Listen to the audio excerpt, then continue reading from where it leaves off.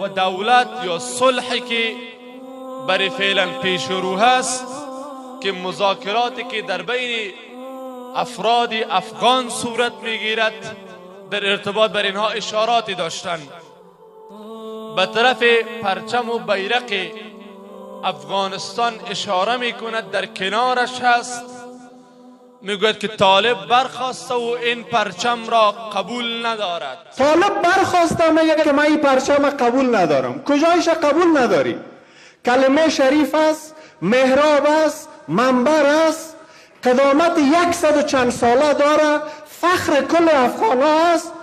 تو چرا میخوایی که بیرق مولا نصرالدین مولا فضل الله را سرما بیرق ملی بسازی؟ از این چرا خجالت میکشی؟ عزیزان من، موضوع طالب و دولت را کار ندارم. در اینجا مسئله عقیدتی و